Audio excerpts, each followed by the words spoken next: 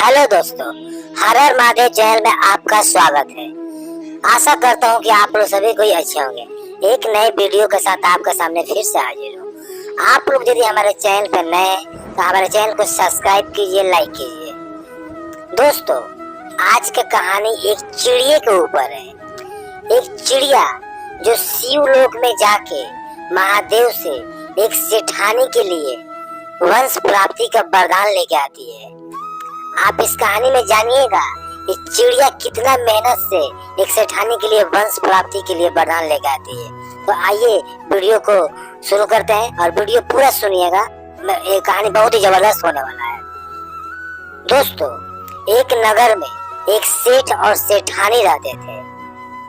सेठ और सेठानी का कोई वंश नहीं था, लेकिन पैसा भरपूर था उनके पास। आगे पीछे कोई खाने वाला नहीं था, लेकिन बहुत ही कंजूस था सेठ। किसी को न कभी दान करता था, न किसी गरीब को कुछ खिलाता था, न भूखे को कभी कुछ खिलाता था। सारा जीवन वो बस अपना ही बारे में सोचता था। लेकिन उसके घर के आगे एक वृक्ष था जिस पर एक चिड़िया रहती थी अपनी फैमिली के साथ, और वो चिड़िया सारा खेल देखती थी इस कंजूस सेठ का। और चिड़िया दो बच्चे की माँ थी, और चिड़िया अपने बच्चे के दाना के लिए नगरों में जा जाकर एक एक दाना चुन चुन कर रोज ले आती थी और अपने बच्चों को खिलाती थी। और इस सेठ के घर भी आती थी, लेकिन इस सेठ के घर एक दाना भी नहीं मिलता था। और एक दिन सेठानी बोलती है अपने पति से कि सुनते हो, हमारा ये धन, ये राजपाट सब क्या होगा? हमारा कोई वंश नहीं है, आगे कोई नहीं है, पीछे कोई नहीं है, तो इस राजपाट का हम क्या करेंगे? चिड़िया ये सारी बात ध्यान से सुन रही थी। तभी सेठ बोला, जब तक हम जीवित रहेंगे इसका सुख भोगेंगे। हम लोग नहीं रहने के बाद जिसके भाग्य में होगा ये धन लेने का।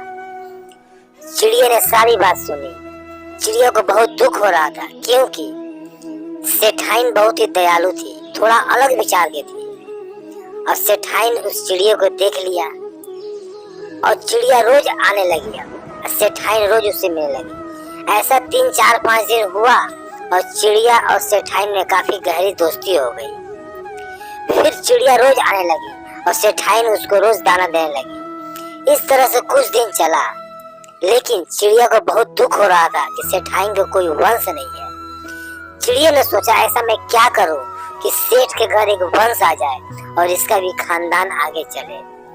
चिड़िया ने बहुत विचार करने के बाद उसने सोचा, क्यों न शिवलोक जाऊं। महादेव बहुत दयालु है, उनके पास जाने से कोई खाली नहीं आता है। और चिड़िया ने ऐसा ही किया। चिड़िया ने अपने पति को बोला, मैं कुछ दिन के लिए बाहर जा रही हूँ, आप बच्चों का ख्याल रखना। और चिड़िया ने उड़ान भर दी।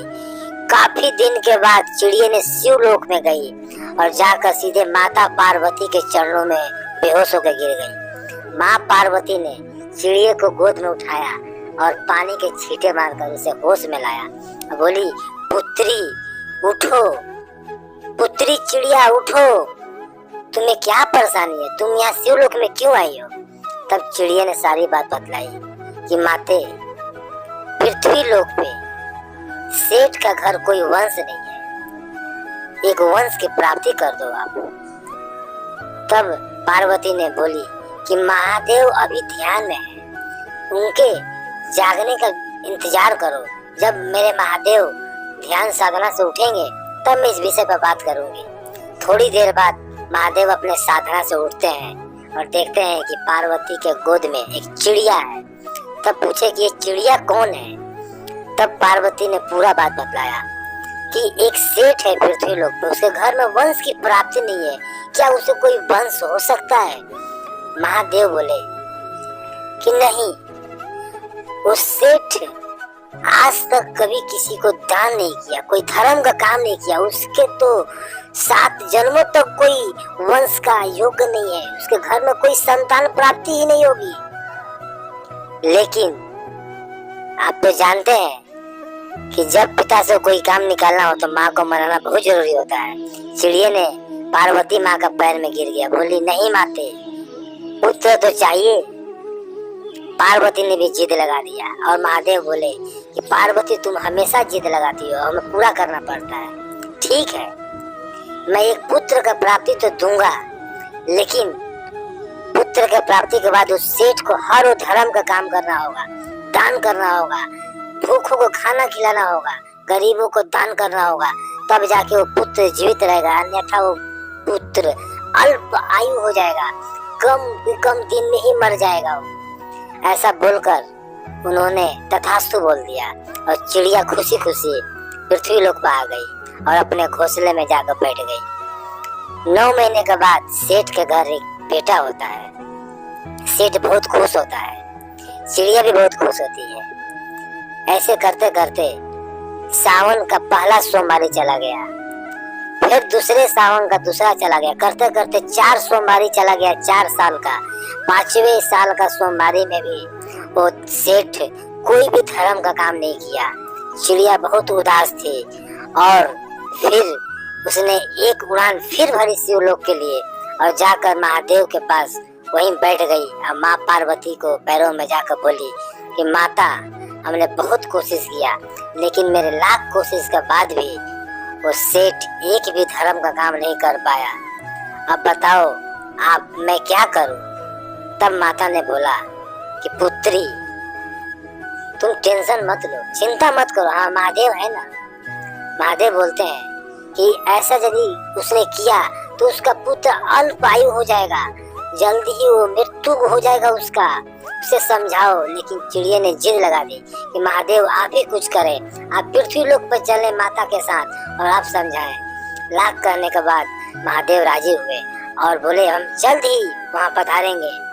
और 1-2 दिन के बाद महादेव साधु का रूप लेकर माता पार्वती के साथ पधारे और सेठ के घर जाकर बोले हमें कुछ खिला दो, मैं बहुत भूखा हूँ, अन्यथा मैं श्राप दे दूंगा। जैसे ही सेठाई ने बात सुनी कि बोली कि नहीं साधु महात्मा, नहीं, हमें श्राप मत दीजिए, मैं आपको भोजन कराऊंगी, आइए बैठिए। और ब्राह्मण के भेष में माता पार्वती और महादेव दोनों ही घर में गए और बैठे और वो लड़का इधर उधर घूम रहा था, कभी महादेव को मिठाई दे रहा था, कभी कुछ ले आकर दे रहा था। महादेव और पार्वती बहुत खुश हो रहे थे। और फिर महादेव और उनका पति पार्वती दोनों पेट भर के खाना खाए और फिर बोले कि देखो तुमने यदि धर्म कर्म का काम नहीं किया तो तुम्हारा ये जो बेटा है ना बहुत ही जल्दी मृत्यु का प्राप्ति हो जाएगा। तुमने अपने जीवन में कोई पुण्य का काम नहीं किया, कोई दान नहीं किया, गरीबों को खाना नहीं खिलाया, इतना धन रहने के बाद भी तुमने कोई ऐसा काम नहीं किया। नहीं, तुमने ऐसा नहीं करोगे तो तुम्हारा ये बेटा ज्यादा दिन तक जीवित नहीं रहेगा। सेठ समझ गया और वो दान पुण्य करने लगा और महादेव और पार्वती वहीं से चले गए।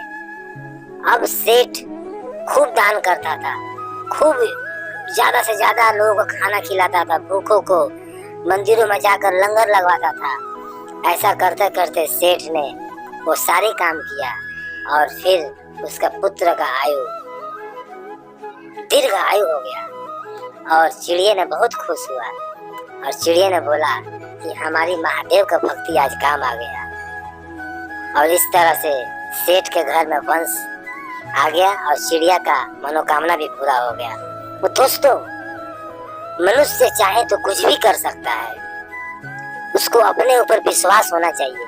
जब एक चिड़िया हौसले के साथ शिवलोक जा सकती है तो हम मानो क्यों नहीं, हम लोग भी कुछ ऐसा ही करें जिससे महादेव प्रसन्न हो। सावन का पावन महीना चल रहा है, आप लोग भी महादेव को खुश करें, आप लोगों के घर में धन की वर्षा होगी। तो दोस्तों, सोमवार के दिन कल पूरा लगन और जोश के साथ महादेव को जल चढ़ाएं और उनकी भक्ति करें। आज की वीडियो में इतना ही। वीडियो पसंद आया हो तो लाइक सब्सक्राइब कीजिएगा। हर हर महादेव।